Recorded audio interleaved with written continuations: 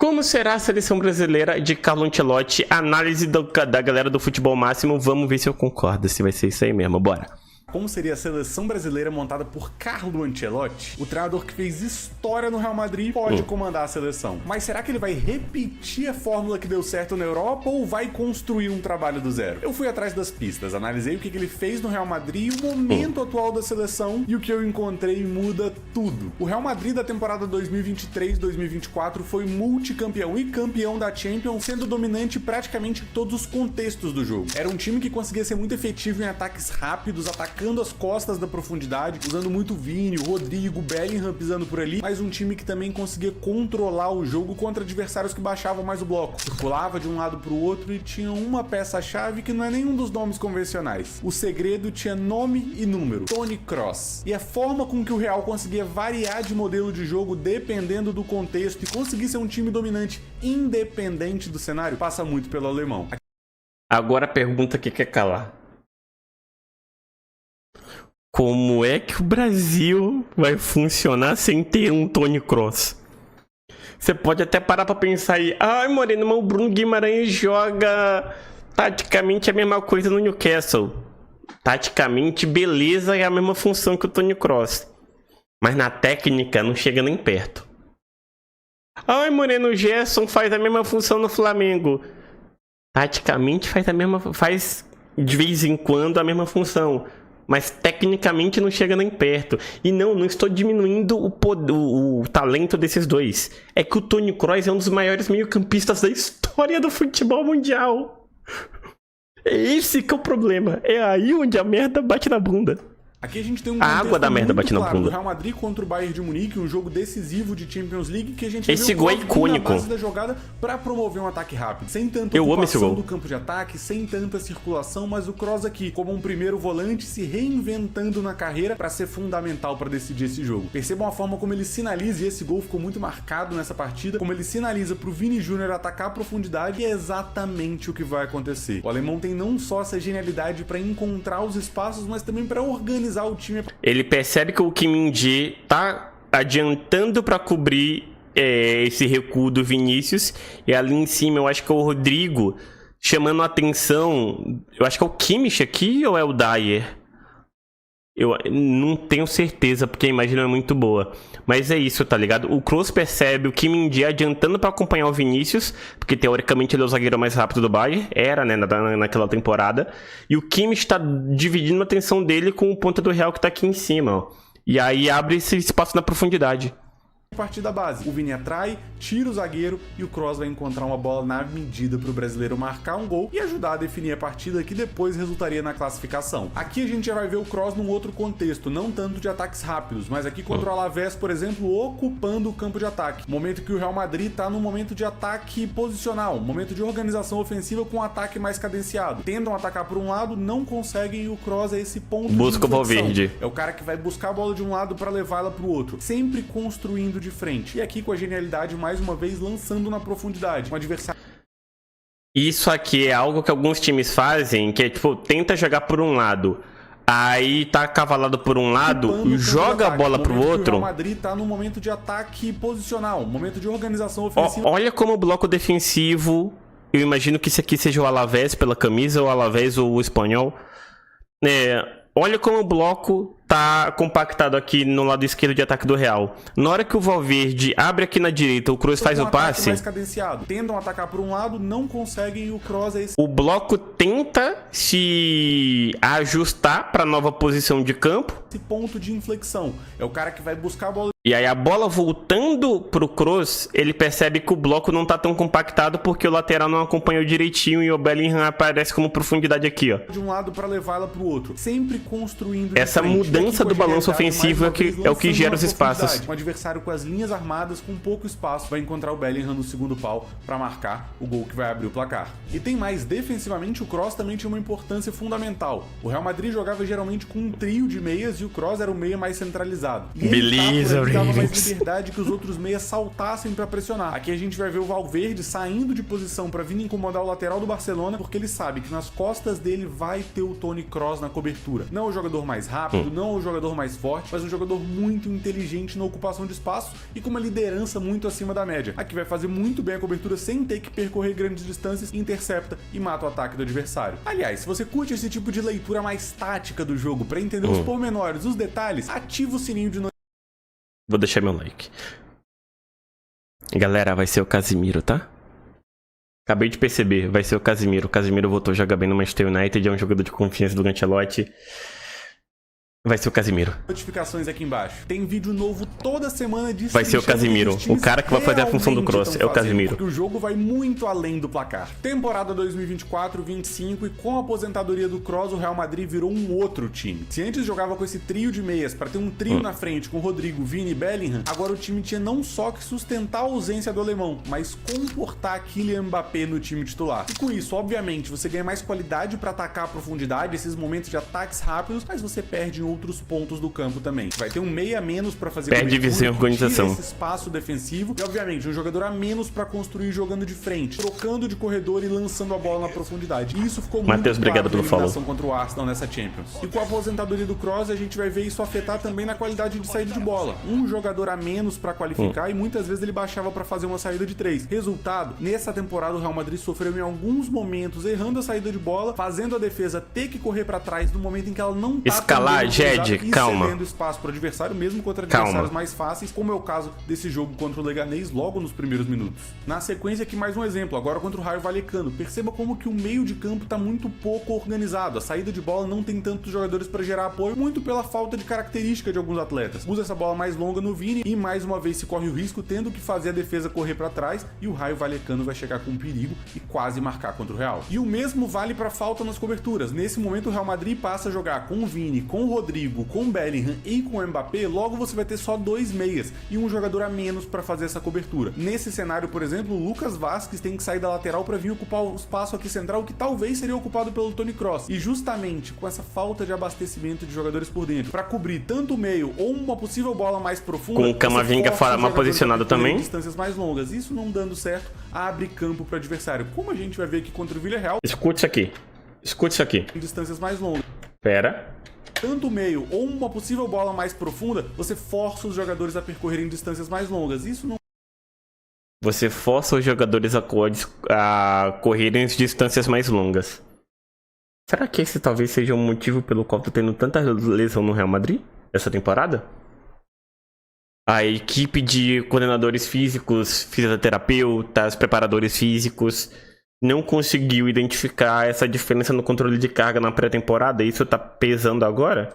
Não dando certo, abre campo para o adversário. Como a gente vai ver aqui contra o Villarreal, também logo nos primeiros minutos de jogo, o Real com 4 jogadores na defesa e só 2 no meio, tendo que correr ainda mais para trás, o Villarreal chegando e levando perigo ao gol do Courtois. Contra o Atlético de Madrid, explicaria muita coisa, pois é. Vamos usar da bola longa e percebam aqui o Modric tendo que cobrir 2 jogadores, muito porque ele só tem mais um jogador de meio com ele. As distâncias são mais longas que eles vão ter que cobrir. Sobe ou guarda a posição. Ele opta por subir e não vai ter justamente um Toni Kroos que poderia estar gerando essa cobertura, essa segurança para os outros meias subirem. E é justamente ali que o Atlético de Madrid vai recuperar a posse numa briga por segunda bola, vai ter que ver a defesa correr para trás mais uma vez e num jogo determinante, um jogo de Champions, vai acabar sofrendo um gol logo nos primeiros minutos. Ou seja, na prática, você perde um jogador que dava essa contenção e essa organização para colocar um jogador a mais para atacar a profundidade, como é o caso do Mbappé. Mais uma vez, com um jogador a menos no meio, falta repertório. E nessa temporada a gente viu um Real Madrid que praticamente só sabia jogar em ataques rápidos, em contra-ataques, em transições. E contra o Arsenal isso ficou muito claro. Muito mas óbvio. De seleção brasileira, qual o contexto que a gente tem hoje? A gente vem num trabalho muito irregular do Dorival, que em alguns momentos eu vejo que até tentou emular um pouco do que o Ancelotti fazia no Real Madrid. Muito para tentar potencializar Rodrigo e Vini Júnior, 2 dos principais jogadores da seleção. Defensivamente, a gente viu o Vini muitas vezes mais centralizado, quase como um centroavante, mas isento de funções defensivas para estar pronto para as transições, para atacar por dentro, puxar esses contra-ataques, mas convenhamos que a gente não viu muito resultado nisso. Em organização ofensiva, por fora do bloco, a gente também não viu isso. A gente não tinha esse organizador para fazer a bola chegar com mais qualidade nos pontas, circular mais rápido. O Brasil, por mais que tenha muitas estrelas, parece viver um momento de baixa de confiança, muito por também não ter grandes lideranças fora e dentro de campo.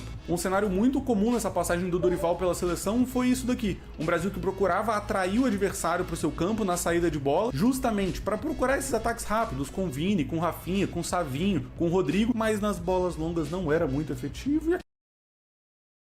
A bola longa não funciona se ela vier direto da zaga. Vocês viram como é que começou o ataque?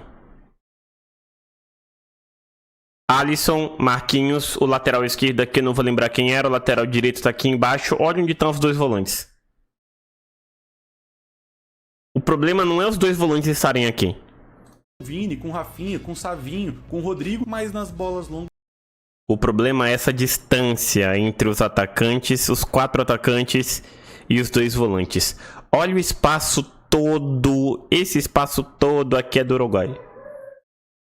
Esse espaço todo aqui é do Uruguai. O Uruguai é um time alto, forte fisicamente, então explorar essa bola longa no alto contra o time uruguaio para 4 atacantes baixos, né? Porque era Vinícius, Savinho, Rodrigo e Rafinha.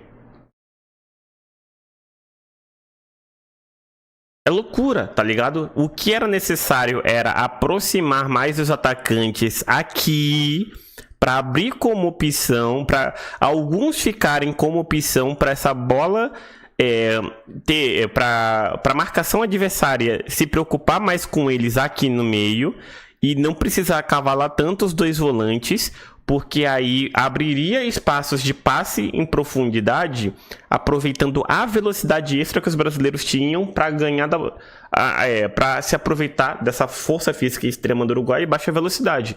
Esse espaço entre os volantes e os 4 atacantes do Brasil foi o que ferrou o trabalho do Dorival. Não era muito efetivo e acabava entregando a posse. Nesse jogo contra o Uruguai e na partida contra a Colômbia pela Copa América, para mim isso ficou muito claro. Um Brasil que forçava muitas bolas longas sem efetivo. Mais uma vez, olha o espaço entre os volantes e os atacantes.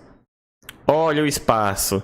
Eu falo sobre esse distanciamento aqui nas lives desde a Copa América, velho. Atividade sem conseguir aproveitar esse espaço nas costas da defesa. Aqui fica bem clara a intenção do Marquinhos de lançar justamente pro Vini e pro Rodrigo mais centralizados atacarem as costas da defesa. E isso passa por uma crise geral, por um Brasil que não só tinha dificuldades de atacar, usava muito esse jogo direto, como também um Brasil que não se organizava bem defensivamente e tem as suas semelhanças com um momento ruim do Real Madrid nessa temporada. Um Brasil que vão ter 2 meias que muitas vezes estavam sobrecarregados justamente pelos atacantes estarem muito isentos de funções defensivas. Aqui a gente vai ver o Brasil abrindo mão praticamente de 4 jogadores no momento defensivo e tendo que afundar toda a defesa, e o espaço vai surgir aonde? Justamente na entrada da área para a Venezuela empatar o jogo contra o Brasil.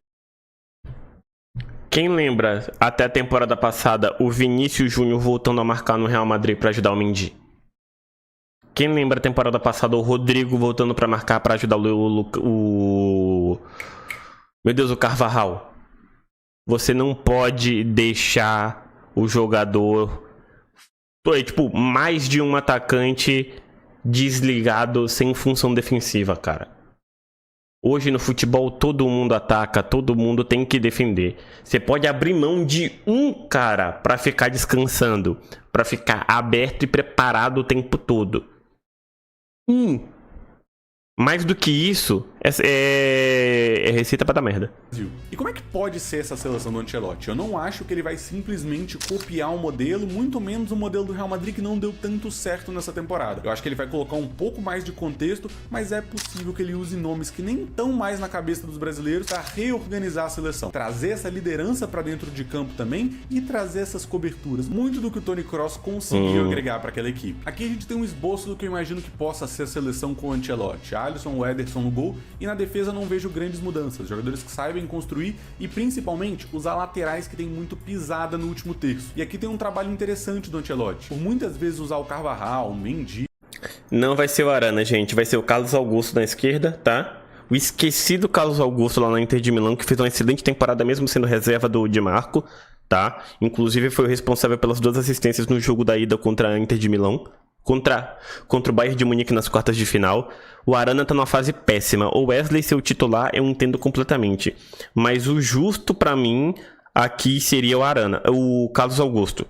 E eu tiraria o Marquinhos e pensaria em outra possibilidade. Talvez o Murilo. Ai, mas é jovem, é inexperiente. Beleza, tem outras opções por aí também, um pouquinho mais... que estão jogando mais que o Marquinhos, na minha humilde opinião. Não deve ser não vai ser o Arana, gente. Não vai ser o Arana. O Arana não tá nem jogando direito no Galo. E o Lucas Vázquez, jogadores que chegam muito no fundo, ele geralmente vai fazer uma saída em 2+3, não com os laterais, mas com os volantes mais baixos, prontos para jogarem de frente. E aqui que vai ter a importância de você ter o Bruno Guimarães e o Gerson, mas que também tem a liderança, por exemplo, do Casemiro, que vive um momento de retomada no Manchester United, já trabalhou com o Ancelotti e pode ser uma peça importante na seleção. Principalmente para ser esse jogador no momento que o Brasil ocupa o campo de ataque, para a bola circular de um lado para o outro, liberando até os e fazer a base. O Bruno Guimarães e o Gerson com mais chegada, para fazer a bola chegar de um corredor e ele virar pro outro, como eu mostrei do Toni Kroos, claro, com menos qualidade, mas que também seja um jogador para fazer a cobertura e permitir a pressão, os saltos, a caça do Bruno Guimarães e do Gerson na fase ofensiva. E claro, um time que também esteja pronto para atacar de forma mais rápida, principalmente entendendo essa saída de bola, que é possível gerar, atraindo mais o adversário para o seu próprio campo, e aqui tendo um trio extremamente definidor com 2 jogadores que o Ancelotti já conhece muito bem. A minha escalação, se tinha perguntado, Jed, mais fundo nas ideias do Ancelotti. A minha escalação que eu ia cravar aqui seria só trocando o Arana pelo Carlos Augusto, pô. E de outros treinadores do futebol europeu, eu quero te fazer um convite. Os membros do canal têm acesso semanal a vídeos exclusivos falando de futebol europeu. Vídeos sobre modelos de jogo, análise de partidas, scout de jogadores e muitas daquelas ideias táticas que você não vê na TV. Vale a pena dar uma olhada. É só clicar no Seja Membro aqui no canal para fazer parte desse nosso clube. Se o Real Madrid perder o equilíbrio com a aposentadoria do Kroos, eu vejo que a seleção pode retomar o equilíbrio com a volta o Casemiro. E obviamente vai ter gente aqui falando, o Casemiro tá muito longe do Toni Kroos. E tá mesmo, de fato. Mas a gente vai ter uma liderança a mais e, afinal de contas, quantos jogadores da atual geração podem entregar o que o Kroos entregou na história? E mais, quantos jogadores na história podem entregar o que o Alemão entregou? Acho que é um primeiro passo importante para a seleção, para se reorganizar, ter mais segurança, ter mais repertório para atacar posicional ou atacar em transição, que o Ancelotti pode retomar no Brasil. E se esse plano funcionar com um meio campo organizado e mais liberdade no último terço, quem sabe o título não pode estar mais perto do que parece. E eu digo mais, tá? O Casemiro pode ser taticamente um pouquinho longe do que foi o Toni Kroos. Tecnicamente, não taticamente, mas tecnicamente, acho que o Casemiro tá um pouquinho longe do Toni Kroos. Só que, lembra da Copa de 2022? Quem é que fez essa função nas mãos do Tite? Foi o Casemiro. O Casemiro o tempo todo pintava na entrada da área para fazer essa bola circular de um lado pro outro. Inclusive o gol do Casemiro na Copa do Mundo foi desse jeito. Aparecendo como essa base central que circulava a bola, tá ligado? Então eu acho que faz muito sentido aproveitar essa fase boa do Casemiro para ele voltar para a seleção. Não, o Felipe Simonetti é muito bom, Jed. Eu não sou inscrito do canal dele do YouTube, mas eu acompanho os vídeos pelo TikTok, tá ligado? É só tu ver que foi ele parar de ser convocado pela má fase, que o nosso meio campo foi pro caralho. Graças a Deus ele voltou a estar na boa fase. Ele é... Tipo, eu acho que ele é o ponto ideal pra ser essa base nesse primeiro tempo, nesse primeiro caminho, tá ligado? Nas mãos do Ancelotti. E se o Ancelotti continuar depois da Copa de 2026, dá pra aproveitar esse tempo de preparação, tá? De pré-Copa, pra ir preparando o Bruno Guimarães pra fazer essa função. Eu sei que você não é fã do Bruno Guimarães porque ele erra muito pela seleção, só que como eu tô falando, o problema do Bruno Guimarães eu acho que é muito mais psicológico do que qualquer coisa, porque no Newcastle ele é um excelente organizador. E você acha que o Ancelotti, pegando o talento do Bruno Guimarães e preparando ele taticamente e psicologicamente, ele não se adaptaria para fazer essa função a partir da próxima geração, já que o Casemiro tá no final da carreira? Eu acho que ele seria a melhor opção para um futuro próximo da seleção brasileira, entendeu? Dos nomes que a gente tem disponíveis hoje, eu acho que ele seria o ideal para a partir dos próximos meses, a partir dos próximos anos, começar a ser preparado pelo Ancelotti para assumir essa função de organizador. Não, Ren, o negócio é que o André não é organizador, cara. O André é aquele volante de contenção. Eu tô falando do cara do cara organizador do meio-campo. Entendeu? É só isso. Tô falando do cara organizador. Eu não acho que o André seria esse... Tem a capacidade técnica, com todo respeito ao André, de ser esse cara que vai organizar o fluxo do ritmo do jogo no meio-campo. O André, pra mim, é um cara muito mais de contenção. É aquele que vai fazer a dupla com o organizador. Da mesma forma que o Real Madrid temporada passada tinha um Valverde, né? O Valverde que fazia essa função de contenção. Entendeu? E aí quando o Valverde subia pra fazer a pressão, aí o Kroos vinha e se adaptava ali pra fechar. Pra ajudar a fechar a marcação.